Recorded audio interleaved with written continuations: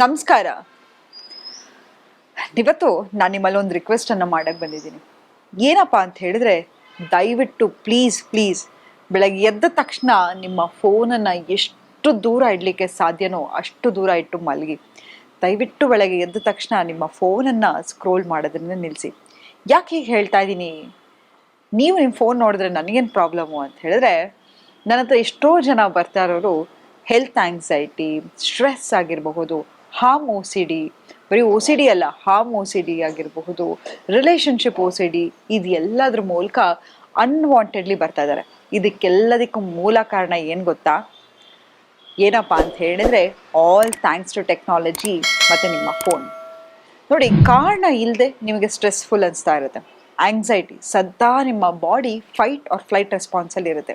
ನೋಡಿ, ನಮ್ಮ ಮೆದುಳಿನ ಕೆಲಸ ಏನಪ್ಪ ಅಂತ ಹೇಳಿದ್ರೆ ಸದಾ ನಿಮಗೆ ಎಚ್ಚರಿಸ್ತಾ ಇರುತ್ತೆ. ನೋಡಿ, ಏನಾರು ಆಗ್ಬೋದು. ಎಕ್ಸಾಂಪಲ್, ನಾನು ಇವಾಗ ಒಂದು ಕಲ್ಲು ನಿಮ್ಗೆ ಹೊಡಿತೀನಿ ಅಂತ ಹೇಳಿದ್ರೆ ನೀವು ತಕ್ಷಣ ಹೀಗೆ ಹಿಂದೆ ಹೋಗ್ತೀರಾ ಅಲ್ವಾ? ಯಾಕಂತ ಹೇಳಿದ್ರೆ ನಿಮ್ಮ ಬ್ರೈನಿಗೆ ಅದು ರೆಸ್ಪಾನ್ಸ್ ಸಿಸ್ಟಮ್ ಮೇಲೆ ಏನಾಗಿರುತ್ತಪ್ಪ ಅಂತ ಹೇಳಿದ್ರೆ ನಾನು ದೂರ ಹೋಗಬೇಕು ಅನ್ನೋದು, ಗೊತ್ತಾಯ್ತಾ? ಸೊ ಯಾವಾಗೂ ನಿಮ್ಮ ಬ್ರೈನು ಆ್ಯಕ್ಟಿವ್ ಆಗಿರುತ್ತೆ, ನಿಮ್ಮ ಮೈಂಡು ಫೈಟ್ ಆರ್ ಫ್ಲೈಟ್ ರೆಸ್ಪಾನ್ಸಲ್ಲಿ ಇರುತ್ತೆ. ಅಂಥದ್ರಲ್ಲಿ ಬೆಳಗ್ಗೆ ಎದ್ದ ತಕ್ಷಣ ಕಣ್ಣು ಬಿಟ್ಟಿರಲ್ಲ, ಮೊಬೈಲ್ ತೆಗೆದು ಫೋನನ್ನು ಓಪನ್ ಮಾಡ್ತೀರಾ. ದೇಶದಲ್ಲಿ ಅಲ್ಲ, ಅಂತಾರಾಷ್ಟ್ರದಲ್ಲಿ ಏನಾಗ್ತಾ ಇದೆ ಎಲ್ಲ ನ್ಯೂಸು ನಿಮ್ಮ ಇನ್ಸ್ಟಾಗ್ರಾಮಲ್ಲಿ ಇರುತ್ತೆ. ನಿಮ್ಮನ್ನು ನೀವು ಲಾಸ್ಟಲ್ಲಿ ಹಾಕ್ಕೊಂಡು ನೀವು ಹೇಗಿದ್ದೀರ ಅಂತ ನಿಮ್ಮ ಬಗ್ಗೆ ನೀವು ಕೇಳ್ಕೊಳ್ಳೋದಿಲ್ಲ. ಗುಡ್ ಮಾರ್ನಿಂಗ್ ಯಾರು ಮೆಸೇಜ್ ಹಾಕಿದ್ದಾರೆ, ಗುಡ್ ನೈಟ್ ಹಾಕಿದ್ದಾರೆ, ಲಾಸ್ಟ್ ಸೀನ್ ಎಷ್ಟೊತ್ತಿಗಿತ್ತು, ಯಾರು ಏನು ಪೋಸ್ಟ್ ಮಾಡಿದ್ದಾರೆ, ಯಾರು ಒಂದು ವೆಕೇಷನ್ಗೆ ಹೋಗಿದ್ದಾರಾ, ನಾನು ಇಲ್ಲೇ ಇದ್ದೀನಲ್ಲ, ಹೀಗೆ ಸಬ್ಕಾನ್ಷಿಯಸ್ಲಿ ನಿಮ್ಮನ್ನು ನೀವು ಕಂಪೇರ್ ಮಾಡ್ಕೋತಾ ಹೋಗ್ತೀರಾ.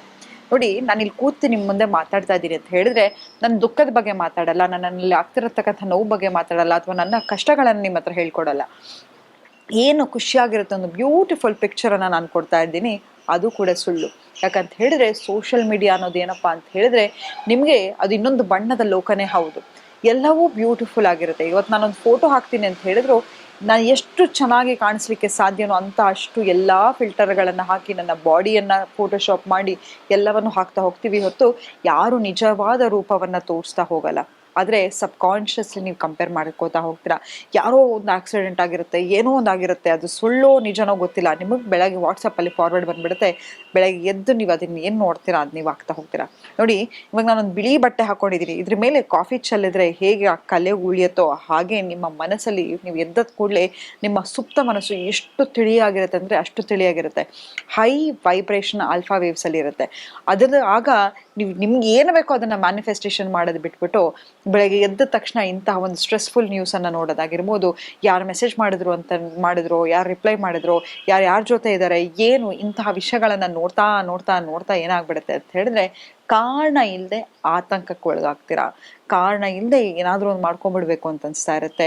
ಕಾರಣ ಇಲ್ಲದೆ ಸದಾ ಸ್ಟ್ರೆಸ್ಸಲ್ಲಿ ಇರ್ತೀರಾ, ಪ್ಯಾನಿಕ್ ಅಟ್ಯಾಕ್ ಆಗ್ತಾ ಇರುತ್ತೆ. ಇದೆಲ್ಲವೂ ನಿಮಗೆ ನೀವೇ ಮಾಡ್ಕೊಂಡಿರ್ತಕ್ಕಂತಹ ಅನಾಹುತಗಳು. ಹಾಗಾಗಿ ಇದೆಲ್ಲದರಿಂದ ದೂರ ಇರಿ. ಮೊಬೈಲನ್ನು ಇನ್ನೊಂದು ರೂಮಲ್ಲಿ ಇಟ್ಟೇ ಮಲ್ಕೊಳ್ಳಿ. ಮೊಬೈಲಿಂದ ಎಷ್ಟು ರಿಲೇಷನ್ಶಿಪ್ಗಳು ಹಾಳಾಗ್ತಾ ಇದೆ ಗೊತ್ತಾ? ಮೊಬೈಲ್ನಿಂದ ಎಷ್ಟೊಂದು ಬೇಡದ ಕಾಯಿಲೆಗಳು ಬರ್ತಾ ಹೋಗ್ತಾ ಇದೆ. ಸೊ ನಿಮ್ಮ ಬೆಳಗ್ಗೆ ಎದ್ದ ಕೂಡಲೇ ನಿಮ್ಮ ಮನಸ್ಸು ಹೇಗಿರಬೇಕಪ್ಪ ಅಂತ ಹೇಳಿದ್ರೆ ನಿಮ್ಮ ಬಗ್ಗೆ ನೀವು ಯೋಚನೆ ಮಾಡ್ಕೋತಾ ಹೋಗಿ, ನಿಮಗೆ ನೀವು ಐ ಲವ್ ಯು ಹೇಳ್ಕೊತಾ ಹೋಗಿ, ನಿಮಗೆ ನೀವು ಈ ಮಾಡಿರ್ತಕ್ಕಂಥ ಎಲ್ಲ ನಿಮ್ಮನ್ನು ಇಗ್ನೋರ್ ಮಾಡ್ಕೊಂಡಿರೋದಕ್ಕೆ ಸಾರಿಯನ್ನು ಹೇಳ್ತಾ ಹೋಗಿ, ನಿಮ್ಗೆ ಏನು ಬೇಕೋ ಅದು ಎಲ್ಲವನ್ನು ಪ್ರೆಸೆಂಟ್ ಟೆನ್ಸಲ್ಲಿ ಹೇಳ್ತಾ ಹೋಗಿ. ಎಕ್ಸಾಂಪಲ್, ನಿಮ್ಗೊಂದು ಡ್ರೀಮ್ ಜಾಬ್ ಬೇಕಾಗಿರುತ್ತೆ, ಡ್ರೀಮ್ ಕೆಲಸ ಬೇಕಾಗಿರುತ್ತೆ, ಅದೆಲ್ಲವೂ ಆಗಿರೋ ರೀತಿ ಪ್ರೆಸೆಂಟ್ ಟೆನ್ಸಲ್ಲಿ ಮಾತಾಡ್ತಾ ಹೋಗಿ. ಎಕ್ಸಾಂಪಲ್, ನೀವು ಒಂದು ಸ್ವಂತ ಮನೆಯನ್ನು ತೊಗೋಬೇಕು ಅಂತ ಇರ್ತೀರ, ಆ ಮನೆಯಲ್ಲಿ ಇರೋ ರೀತಿ, ಆ ಮನೆಯಲ್ಲಿ ನೀವು ಕೂತ್ಕೊಂಡು ಕಾಫಿ ಹೇಗೆ ಕುಡಿತಿರ್ತೀರಾ, ನಿಮ್ಮ ಹೆಂಡತಿಯ ಜೊತೆ ಹೇಗಿರ್ತೀರಾ, ನಿಮ್ಮ ಮಕ್ಕಳ ಜೊತೆ ಹೇಗಿರ್ತೀರಾ, ಇದೆಲ್ಲವೂ ಆಗ್ತಾ ಇರೋ ರೀತಿ ಕನಸು ಕಾಣ್ತಾ ಹೋಗಿ. ಖಂಡಿತವಾಗ್ಲೂ ನಿಮ್ಮ ಸುಪ್ತ ಮನಸ್ಸು ನೀವು ಬೆಳಗ್ಗೆ ಎದ್ದ ತಕ್ಷಣ ಆ್ಯಕ್ಟಿವ್ ಆಗಿರುತ್ತೆ. ನೋಡಿ, ಒಂದು ಮೊಬೈಲಲ್ಲಿ ಇದೆ ಅಂತ ಹೇಳಿದ್ರೆ ಟಾಪ್ ಸೈಕಾಲಜಿಸ್ಟು, ಸೈಕ್ಯಾಟ್ರಿಸ್ಟ್ ಅದೆಲ್ಲ ಆ್ಯಪ್ಗಳನ್ನು ಡೆವಲಪ್ ಮಾಡಿರ್ತಾರೆ. ಒಂದು ನಿಮಿಷಕ್ಕೆ ನಿಮಗೆ ಹಲವಾರು ನ್ಯೂರೋ ಟ್ರಾನ್ಸ್ಮಿಟರ್ ಸಿಗ್ನಲ್ಗಳನ್ನು ಕಳಿಸ್ತಾ ಇರುತ್ತೆ. ಹಾಗಾಗಿ ಅದು ನಿಮ್ಮನ್ನು ಹುಕ್ಡಪ್ ಆಗಿರುತ್ತೆ. ಈಗ ನೋಡಿ, ನಿಮ್ಗೆ ಎಂಥ ಮುಂಚೆ ಆದರೆ ಒಂದು ವರ್ಷಕ್ಕೊಂದು ಬಟ್ಟೆ ತೊಗೊಂಡ್ರು ಎಷ್ಟು ಖುಷಿ ಅನ್ಸೋದು, ಆನಂದ ಅನ್ಸೋದು, ಎಲ್ಲಾದರೂ ಒಂದು ಜಾಗಕ್ಕೆ ಹೋದರೆ ಎಷ್ಟು ಖುಷಿ ಅನ್ಸೋದು, ಅದು ಯಾವುದೂ ನಿಮ್ಗೆ ಅನಿಸ್ತಾ ಇಲ್ಲ. ಯಾಕೆ ಗೊತ್ತಾ? ಯಾಕಂತ ಹೇಳಿದ್ರೆ ಕಾನ್ಸ್ಟೆಂಟಾಗಿ ನಿಮಗೆ ಡೋಪಮೈನ್ ಹಿಟ್ ಆಗ್ತಾನೆ ಇದೆ.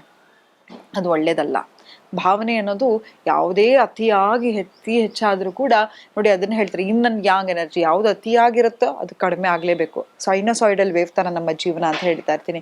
ಹಾಗಾಗಿ ನೀವು ಅದನ್ನ ಯಾವಾಗ್ಲೂ ಅತಿಯಾಗಿ ಹೆಚ್ಚು ಡೋಪಮೈನ್ ಲೆವೆಲ್ ಇದ್ರೆ ನಿಮ್ಮ ಮನಸ್ಸಲ್ಲಿ ಯಾವುದೇ ತಕ್ಕಂತಹ ಭಾವನೆಗಳು ಎಲ್ಲವೂ ಹಾಳಾಗ್ತಾ ಹೋಗುತ್ತೆ. ಬೆಳಗ್ಗೆ ಎದ್ದ ತಕ್ಷಣ ನಿಮ್ಮ ಮೋಸ್ಟ್ ಇಂಪಾರ್ಟೆಂಟ್ ಟೈಮ್ ಯಾವುದಪ್ಪ ಅಂತ ಹೇಳಿದ್ರೆ ನೀವು ಮಲಗೋಕ್ಕಿಂತ ಮುಂಚೆ ಎದ್ದ ತಕ್ಷಣ, ಆದಷ್ಟು ಬೆಳಗ್ಗೆ ಎದ್ದ ತಕ್ಷಣ ಪ್ಯೂರಿಟಿಯನ್ನು ಇಟ್ಕೊಳ್ಳಿ.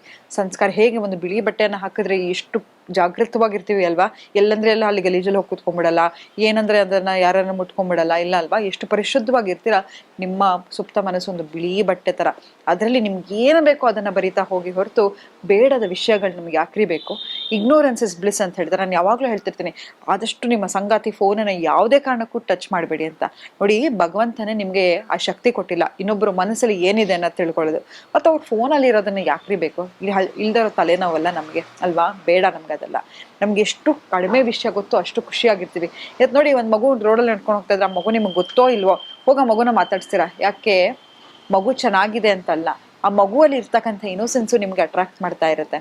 ಭಗವಂತನಿಗೂ ಹಾಗೆ ನಿಮ್ಮಲ್ಲಿ ಇರ್ತಕ್ಕಂಥ ಮುಗ್ಧತೆ ಇಷ್ಟ ಆಗ್ತಾ ಹೋಗುತ್ತೆ. ನಾವು ಎಷ್ಟು ಕಡಿಮೆ ವಿಷಯಗಳನ್ನ ತಿಳ್ಕೊಂಡಿರ್ತೀವೋ ಅಷ್ಟು ನೆಮ್ಮದಿ ಶಾಂತಿಯಿಂದ ಇರ್ತೀವಿ. ಇವತ್ತು ಎಲ್ಲವೂ ಗೊತ್ತು, ಮೊಬೈಲಲ್ಲಿ ಒಂದು ಗೂಗಲ್ ಮಾಡಿಬಿಟ್ರೆ ಒಂದು ವ್ಯಕ್ತಿ ಮೀಟ್ ಮಾಡ್ತಿದೆ ಅಂತ ಹೇಳಿದ್ರೆ ಆ ವ್ಯಕ್ತಿನ ಪರಸ್ಪರ ಅರ್ಥ ಮಾಡ್ಕೋಬೇಕು ಅಂತಿಲ್ಲ. ಆತನ ಇನ್ಸ್ಟಾಗ್ರಾಮು, ಆಕೆ ಇನ್ಸ್ಟಾಗ್ರಾಮ್ ನೋಡಿದ್ರೆ ನಮಗೆಲ್ಲ ಗೊತ್ತಾಗ್ಬಿಡುತ್ತೆ, ಅಥವಾ ಗೂಗಲ್ ಮಾಡಿದ್ರೆ ಗೊತ್ತಾಗ್ಬಿಡುತ್ತೆ, ಎಲ್ಲವೂ ಗೊತ್ತಾಗ್ತಿರುತ್ತೆ. ಒಬ್ಬರನ್ನೊಬ್ರು ಎಷ್ಟೋ ಸತಿ ಮೀಟ್ ಮಾಡಿರ್ತೀವಿ.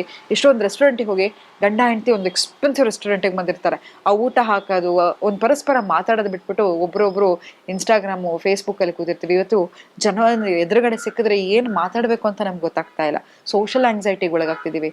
ಇದೆಲ್ಲ ಬೇಕಾ? ಎಷ್ಟು ಬೇಕೋ ಅಷ್ಟನ್ನು ಮಾತ್ರ ಇರಲಿ.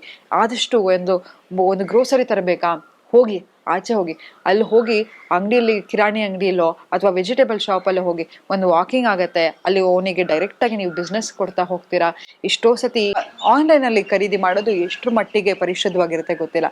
ಅದೇ ಒಬ್ಬ ಕಿರಾಣಿ ಅಂಗಡಿಗೆ ಹೋದಾಗ ಅವನಿಗೆ ಪಾಪ ವ್ಯಾಪಾರ ಆಗ್ತಾ ಹೋಗುತ್ತೆ, ಅವನ ಜೊತೆ ಒಂದು ಇಂಟ್ರಾಕ್ಷನ್ ಮಾಡ್ಬೋದು. ಯಾರೋ ನಿಮ್ಗಿಂತ ಕಷ್ಟದಲ್ಲಿ ಇರೋರನ್ನ ನೋಡಿದಾಗ ನಿಮ್ಗೆಲ್ಲೋ ಒಂದ್ ಕಡೆ ಅನ್ಸುತ್ತೆ, ಭಗವಂತ ನಿಮ್ಗೆ ಎಷ್ಟೊಂದೆಲ್ಲ ಕೊಟ್ಟಿದ್ದಾನಪ್ಪ ಅಂತ. ಹಾಗಾಗಿ ಆಚೆ ಜನಗಳ ಹತ್ರ ಇಂಟ್ರಾಕ್ಷನ್ ಅನ್ನ ಮಾಡ್ತಾ ಹೋಗಿ, ರಿಯಲ್ ಸಂಬಂಧಗಳನ್ನ ಬೆಳೆಸಿ, ರಿಯಲ್ ವ್ಯಕ್ತಿಗಳ ಜೊತೆ ಮೀಟ್ ಮಾಡ್ತಾ ಹೋಗಿ ಸದಾ ಸಂತೋಷವಾಗಿರಿ ಅಂತ ಹೇಳ್ತಾ ಇವತ್ತಿನ ಸಂಚಿಕೆ ನಾನು ಮುಕ್ತಾಯಗೊಳಿಸಿದ್ದೀನಿ. ಧನ್ಯವಾದಗಳು.